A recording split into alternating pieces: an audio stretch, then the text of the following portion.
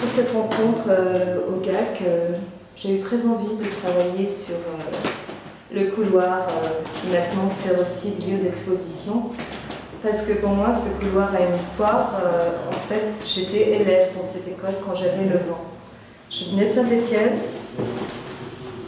J'ai découvert cet endroit. Et pour moi, c'était vraiment un lieu magique. Il y avait une espèce d'immensité complètement évidente. Je n'avais jamais traversé de perspective aussi grande dans ce que j'avais vécu, dans les lieux que je fréquentais. Et l'idée me venait qu'on pouvait voir la mer dans ce lieu. Et j'ai décidé de partir de la photo de classe de ces petites filles qui fréquentaient cette école.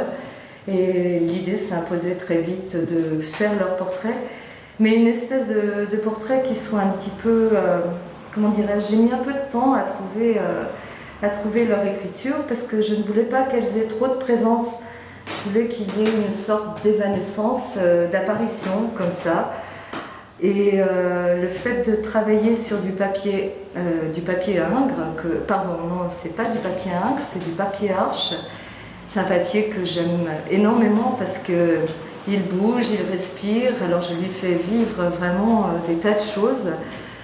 Je suis dans l'eau avec lui et à chaque fois que j'ai traité ces petites filles, c'était vraiment comme des apparitions. Surtout quand j'étais dans la définition de leur regard, j'avais vraiment le sentiment que leurs pupilles s'animaient. Et en fait, je me suis rendu compte dans la durée que j'ai entretenu une véritable relation avec elle.